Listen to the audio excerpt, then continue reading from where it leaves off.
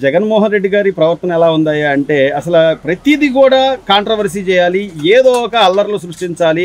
అసలు ఈ ప్రశాంతమైన వాతావరణంలో పథకాలు అమలు చేస్తూ ఇంకోవైపు అభివృద్ధి జరుగుతున్నా కూడా ఏమీ జరగట్లేదు. అసలు అల్లాడిపోతున్నారు రాష్ట్ర ప్రజలు. ఆ మహిళలు అయితే అసలు ఆ మహిళలందరినీ కూడా మోసం చేశాడు చంద్రబాబు నాయుడు అని చెబుతున్నాడు. మీ అభిప్రాయం ఏంటి? అసలు నిజంగా జరుగుతున్నాయా, జరగట్లేదా? ఆయనకి ఎందుకు ఆయనకి గెలుస్తాడా? ఏదో ఓ ఛాన్స్ అంటే ప్రజలు ఇచ్చారు. తండ్రి లేని బిడ్డను గెలిచాడు, మళ్ళీ గెలిచే అవకాశం ఉందండి. ఆయన రాష్ట్రంలో గెలిచే అవకాశం లేదండి.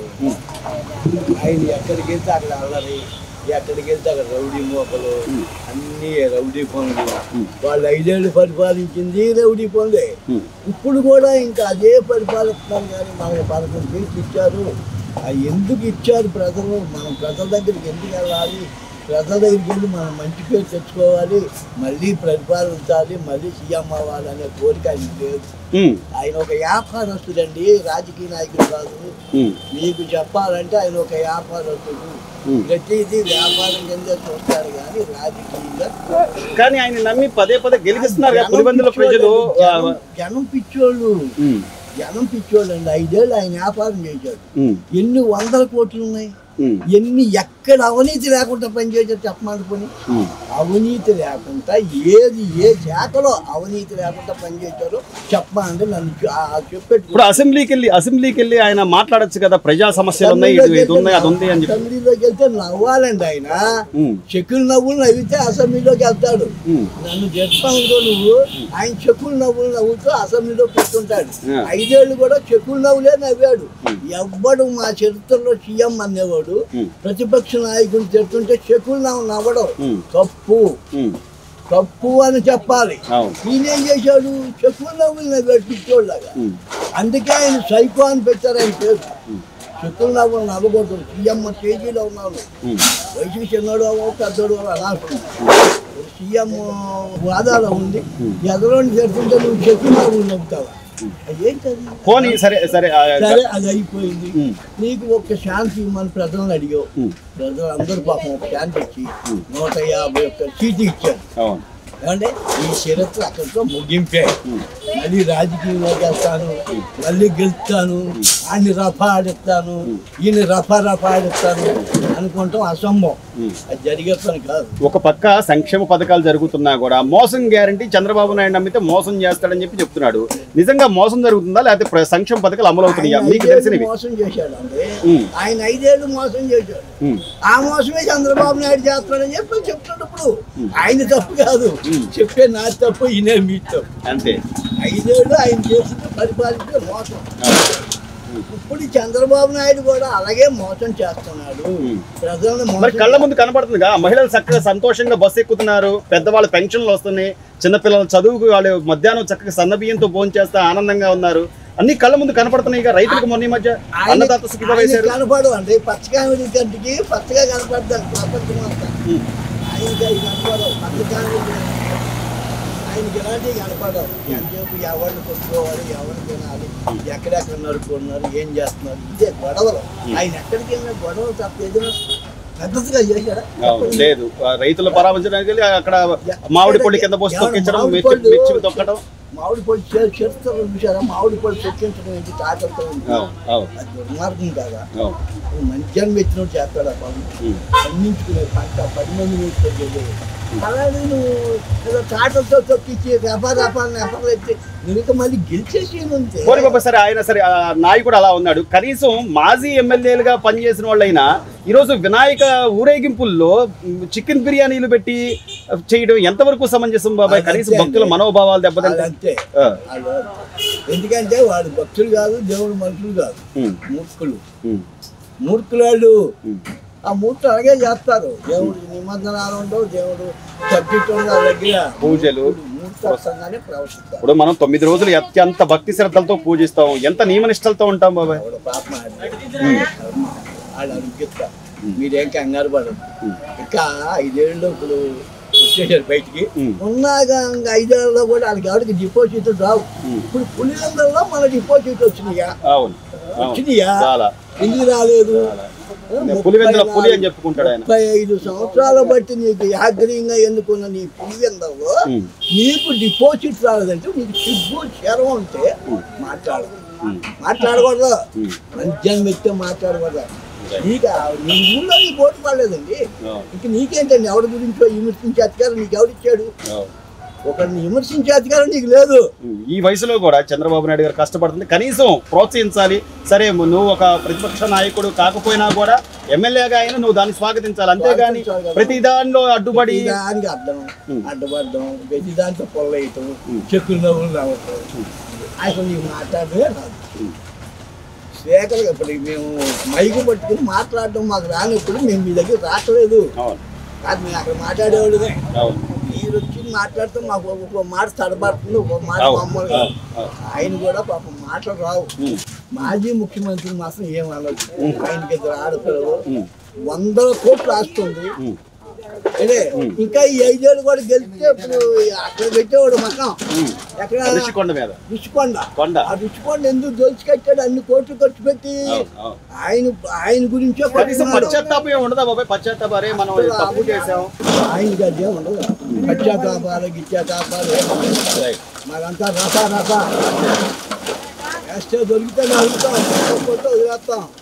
అయితే దొరుకుతాం, లేకపోతే లేదు, గొడ్లు తీసుకొస్తాం. అంతే, అది మా పద్ధతి. అందుకే ప్రజలు తిరస్కరించారు. ఆయన ఏం అనొద్దండు. 100 కోట్లు సంపాదించారు, 1000 కోట్లు. ఎవడు ఏ సీఎం కూడా చెప్తున్నా అన్ని కోట్లు సంపాదించాడు ఎవరు లేరు. వాళ్ళకి బాబాయ్ కేసు ఎప్పుడండి 200 కోట్లు ఖర్చు పెట్టి ఆ బాబాయ్ కేసు అలాగే 5 ఏళ్ళు గెలుచుకొచ్చావు నువ్వు. ఇప్పుడు 6వ సంవత్సరం వీళ్ళు వచ్చి కూడా వాళ్ళని పేకరాపోయారు.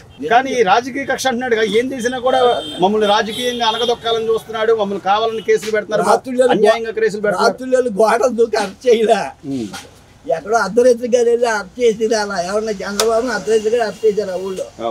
వాళ్ళు ఎవరన్నా వాళ్ళేమో అర్ధరాత్రి గారు గోడ పగలు కొట్టి వెళ్ళి అరెస్ట్ చేశారు, తలుపులు పగలు కొట్టి అరెస్ట్ చేసింది వీళ్ళు. వీళ్ళకి ఇవే గుర్తొస్తాయి, మంచి గుర్తులు మంచి తెలియదు. మంచి అనేది మాకు తెలియదండి, మా పార్టీకి తెలియదు, మా ఎంపీని తెలియదు, మా ఎమ్మెల్యేలు తెలియదు. మంచి అనేది మాకు తెలియదు. మేము రఫా రఫాగా ఉంటాం, మళ్ళీ జనాల్లోకి వచ్చి రఫా ఆడిస్తాం. అసెంబ్లీకి వెళ్తే ఆయన చేసిన పాపాలన్నీ బయటకు వస్తాయండి. ఆయన చంద్రబాబు నాయుడు గారికి 23 సీట్లు వచ్చినప్పుడే 5 సీట్లు మేము తీసుకుంటాం, మీ ప్రతిపక్షవాదం లేకుండా చేస్తామని చెప్పాడు. మరి ఇవాళ 11 సీట్లు వచ్చింది, ప్రతిపక్షవాదం ఎలా ఇస్తారు? ఒకప్పుడు కాంగ్రెస్ ప్రభుత్వం ఉన్నప్పుడే ప్రతిపక్ష హోదా ఇవాళ సీట్లు తక్కువ వచ్చినప్పుడు ఇవాళ ఈయనకి ఎలా ఇస్తారు? నువ్వు ఉన్నవాళ్ళతో నువ్వు వచ్చే అసెంబ్లీలో నువ్వు ఇది చేయట్లేదు, నువ్వు ఆ రాజధాని మునిగిపోయింది, అది మునిగిపోయింది అని అంటావు. అక్కడ మునిగిపోయిందని నువ్వు అక్కడ చెప్పేవాడు, రోడ్డు మీద చెప్పేవాడు, అసెంబ్లీలోకి వచ్చి అడగొచ్చు కదా, పోలవరం కట్టలేదు, ఇది చేయట్లేదు, అది చేయట్లేదు అని. నువ్వు ఏమి లేకుండానే నువ్వు వచ్చి నువ్వు పోలవరం కట్టలేదు అని చెప్పి రోడ్డు మీద వచ్చి చెబుతున్నావు. అక్కడ పోలవరం మునిగిపోయింది అన్నావు, నువ్వు అసెంబ్లీలో వచ్చి చూపించు, నువ్వు పోలం మునిగిపోయిందా, నువ్వు రాజధాని వచ్చేసిందని.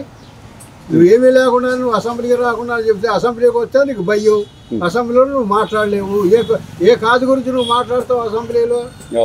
సో పోనీ అసెంబ్లీకి రాకపోయారు, ఓ పక్క ఆ సంక్షేమ పథకాలు అమలు చేస్తున్నారు చంద్రబాబు నాయుడు గారు, సూపర్ 6 హామీలు అన్నీ కూడా నిదానంగా ఒక్కొక్కటి చేసుకుంటూ వస్తున్నాడు. అసలు ఏమీ చేయట్లేదు, అన్ని మోసం చేశాడని చెప్పి చెప్తున్నాడు. మీకు తెలిసిన పథకాలు బాబాయ్ అమలవుతున్నాయి చెప్పండి ఒకటి. ప్రతి పథకం అమలవుతుంది. ముసలి వాళ్ళకి 1000 రూపాయలు పెట్టడానికి 5 సంవత్సరాలు చేసాం, ఆయన ఒక్కసారి ఇచ్చాడు కదా. ఏదేమన్నా పట్టదు, ఆడవాళ్ళకి బస్ ఫ్రీ అన్నాడు, బస్సు అమలు అవుతుంది.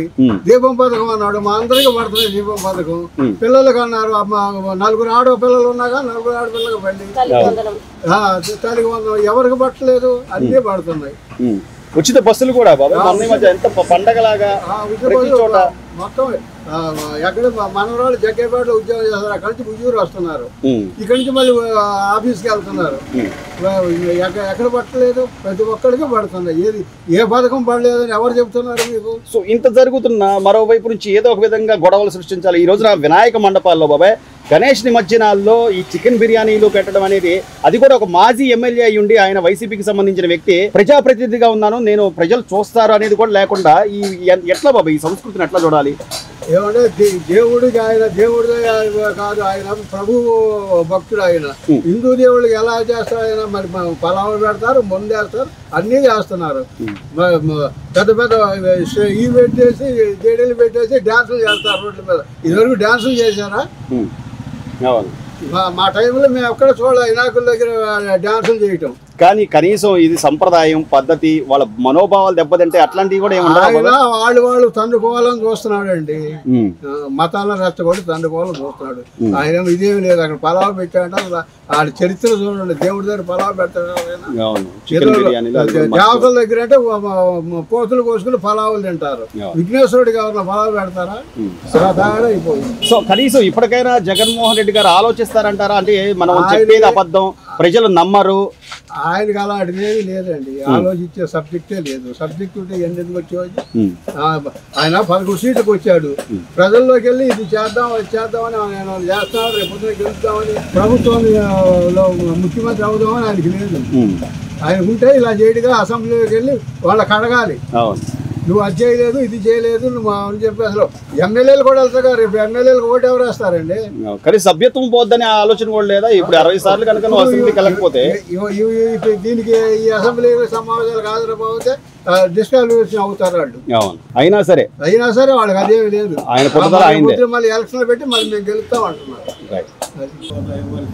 ప్రజలు 11 మంది గెలిపిస్తే 18 మంది అయితే వస్తుంది. 18 గెలవలేక ప్రతిపక్ష హోదా అడుగుతుంటే ఎలా ఇస్తారు?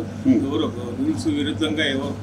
కాబట్టి ప్రజలు నేను ఓడిచ్చారు, మీకు ప్రతిపక్ష హోదా రాదు.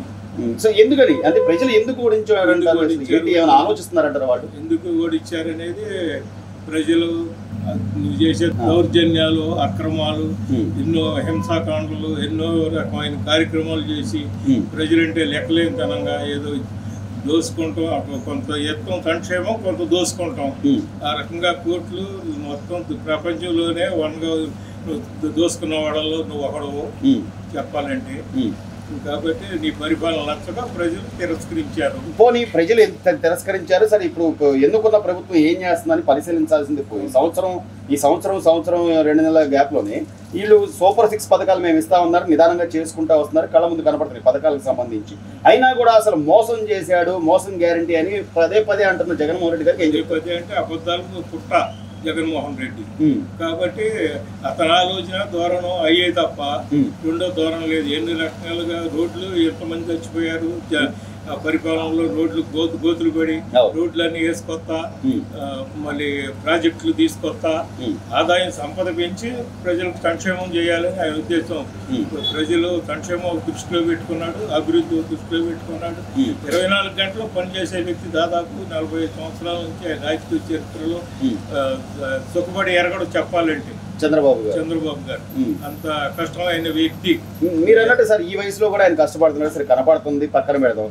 జగన్మోహన్ రెడ్డి గారు మాత్రం లేని విషయాలు బయటకు తీసుకొచ్చి రైతులు అల్లాడిపోతున్నారు. రైతులు యూరియా కోసం 2-3 రోజులు నిలబడి ఎదురు చూస్తున్నారు. అసలు మా హయాంలో రైతులకు పరిస్థితే లేదు, యూరియా ఎక్కడా కూడా ఇబ్బంది లేదు మా హయాంలో, ఇప్పుడు చాలా ఇబ్బందులు పడుతున్నారు అంటారు. గ్రామ స్థాయిలో మీరు గమనించింది ఏంటి? రైతులకు ఏమిచ్చావని ఇబ్బంది పెట్టడానికి చంద్రబాబు ఎన్నో రకాలు 13 ఏళ్ళు ఇచ్చావు, ఇవాళ 20 ఏళ్ళు ఇస్తున్నాడు రైతులకి. అట్లాగే ఎరువులు అన్ని సరఫరా చేస్తున్నారు. అయితే లేట్ అయిందేమో అవ్వచ్చు, కానీ దాంట్లో ఏం లేదు, రైతులకు ఇబ్బంది ఏమి లేదు, రైతులకు బాగానే జరుగుతుంది. అట్లాగే అన్ని రకాలుగా డెవలప్మెంట్ జరుగుతుంది. ఆయన కృషి బాగా చేస్తున్నాడు. ఎన్నో ప్రాజెక్టులు వేసి ఎంతో మందికి లక్షల మందికి ఉద్యోగాలు ఇప్పటికే వచ్చినాయి, ఇంకా వస్తాయి. ఆయనకి ధీటుగా ఆయన దేవుడు కొంత ఆశీర్వదించి ఆయన 10 కాలాల పాటు ఉంటే దాదాపు 20 సంవత్సరాల దాకా 30 సంవత్సరాల దాకా రాడు జగన్. చివరిగా అంటే జగన్మోహన్ రెడ్డి గారు చెప్పే మాటలు ఇంకా ప్రజలు నమ్ముతారు, లేదా మనం ఏం చెప్తే అదే నమ్ముతారనే ఆలోచన ఉందంటారా? నమ్ముతారా ప్రజలు? ఆయన ఉద్దేశం అలా ఉందగా నమ్మరు. 20 సంవత్సరాలు 10 సంవత్సరాలు చంద్రబాబు నాయుడు నాయకత్వం తెలుగుదేశం పార్టీ వస్తుందని మా నమ్మకం. Please subscribe to Leo news for more videos.